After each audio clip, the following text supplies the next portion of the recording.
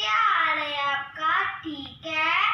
میں اس ویڈیو کو ٹاپک لائی ہوں حضرت امام حسین۔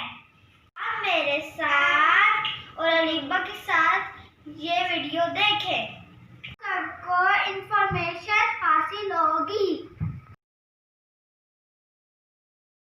ظالم بادشاہ نے اس صدا کو بلند کیا کہ کوئی دین نہیں، کوئی رسول نہیں، نہ ہی کوئی وحی آئی تھی۔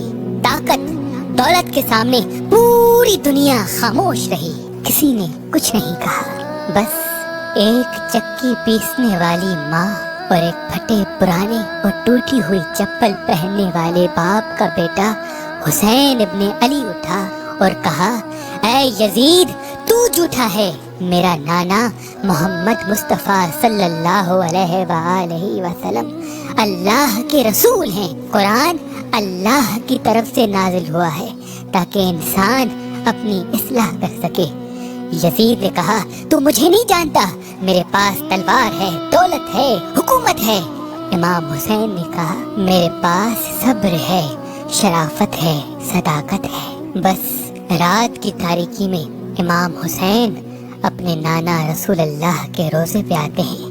اللہ کے محبوب خواب میں آتے ہیں اور فرماتے ہیں، اے میرے نواسے، اسی دن کے لیے تمہاری پرورش کی، تمہیں اسلام پر قربان ہونا ہے، اپنا سب کچھ دین خدا پہ فدا کرنا ہے، اپنے خون سے اسلام کی صداقت کو بیان کرنا ہے، اپنے سر کو تن سے جدا کروا کے نوکے نیزا پہ سوار کروا کے قرآن کی تلاوت کو سنانا ہے، تاکہ روز محشر تک کوئی یزید یہ کہہ نہ سکے کہ تمہارا نانا جھوٹا تھا۔ بس یہ کہنا تھا۔ امام حسین اپنی بہنوں بیٹیوں کو لے کر مکے سے ہو کر کربلا کی طرف رواں ہو گئے۔ فوج یزید نے چاروں طرف سے مولا حسین کو گھیر لیا، 3 دن سے پانی بند کر لیا۔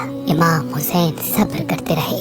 شب عاشور اپنے تمام چاہنے والوں کو ایک خیمے میں بلایا اور کہا، اے مجھ سے پیار کرنے والوں، یہ جو باہر فوج کھڑی ہے یہ سب میرے نانا کے دین کے دشمن ہیں، میرے بابا کے دشمن ہیں، ان سب کو میرا خون چاہیے، میرا سر چاہیے۔ میں تم سب کے لیے حجت تمام کرتا ہوں، جاؤ اپنے گاؤں واپس چلے جاؤ، تمہاری جنت کا ضامن میں ہوں۔ بس یہ کہنا تھا۔ سب امام حسین کو حسرت کی نگاہ سے دیکھتے رہے۔ امام حسین نے کہا، شاید تمہیں آنکھوں کی شرم نے روکے رکھا ہے، عباس چراغ بجھا دو۔ چراغ کا بجھنا تھا۔ امام حسین نے کہا، جاؤ اپنے اپنے شہر واپس چلے جاؤ، تم سب کی جنت کا ضامن میں ہوں، تم سب کو شہادت کا مرتبہ اللہ سے میں لے کے دوں گا، جاؤ۔ بس کچھ دیر کے بعد امام حسین نے جیسے ہی چراغ جلایا، کیا دیکھیں، سب کے سب تلوار اپنی گردن پہ رکھ کے کہتے ہیں، اے ہمارے آقا حسین،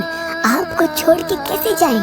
نہ ہمیں جنت کی لالچ ہے، نہ ہمیں جانوں کا خوف ہے، صرف اتنا بتائیں، جب روز محشر آپ کے نانا پوچھیں گے کہ میرے نواسے کو ایسے ہی چھوڑ دیا، آپ کی والدہ پوچھے گی کہ میرے بیٹے کو ایسے ہی تلواروں کے بیچ میں چھوڑ دیا، تو ان کو کیا جواب دیں گے؟ ہمیں آپ کے قدموں پہ قربان ہونا ہے۔ بس 10 محرم کا سورج طلوع ہوا۔ امام حسین نے کہا، اکبر اذان دو۔ علی اکبر کی اذان سے صحرائے کربلا گونج اٹھا اور نماز فجر میں ہی امام حسین پہ حملہ ہو چکا۔ ایک ایک امام حسین کے قدموں پہ قربان ہوتا گیا۔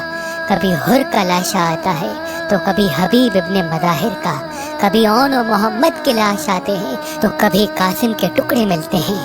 تاریخ نے لکھا، امام حسین علیہ السلام اپنے نانا رسول اللہ سے بہت پیار کرتے تھے۔ اپنے نانا کی رحلت کے بعد بار بار اپنے بابا علی سے کہتے تھے، بابا مجھے نانا کی بہت یاد آتی ہے۔ امام علی کہتے تھے، اے حسین نماز میں دعا مانگا کرو، اللہ تمہیں ہم شکل پیمبر عطا کرے گا۔ تو اللہ نے علی اکبر عطا کیا۔ جب بھی نانا کی یاد آتی تھی علی اکبر کی زیارت کیا کرتے تھے۔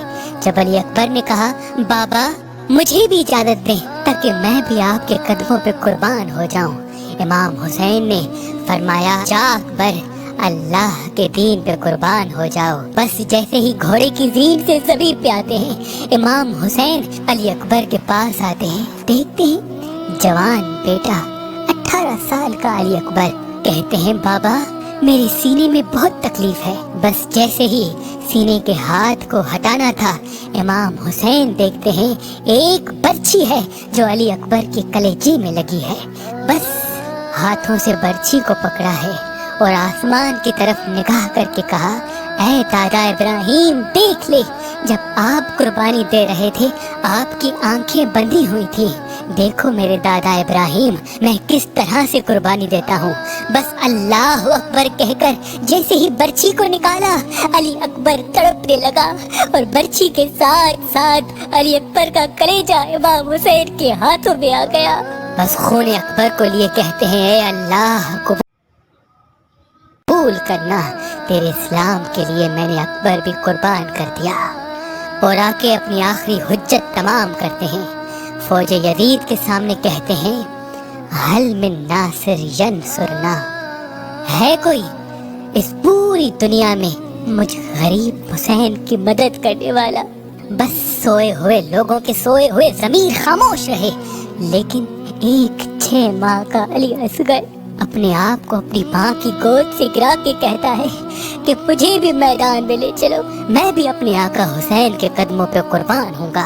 बस इमाम हुसैन को बीबी रुबाब ने अली असगर दिया और कहा, ऐ मेरे आका ये सोता नहीं, इसे पानी पिलाओ।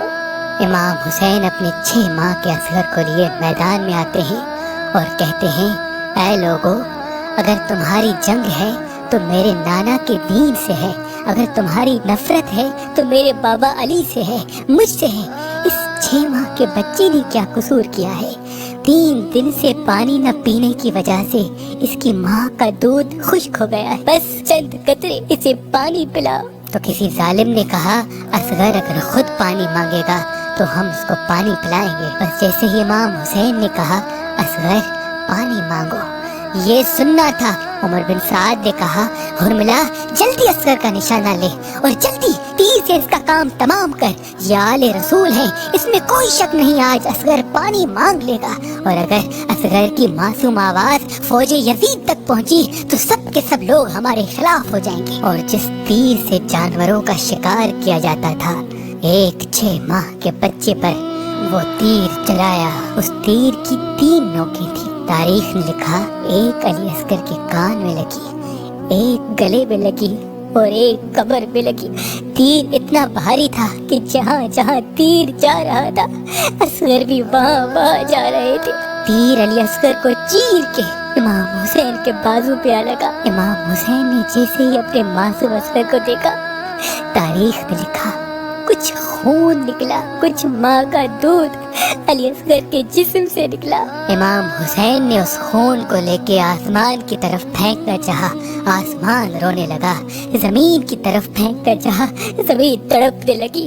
वो खून असगर अपने चेहरे पे मल लिया और कहा, रोज़े महशर मैं अपने नाना को दिखाऊंगा कि नाना आपके दीन के लिए मैंने असगर किस तरह कुर्बान किया।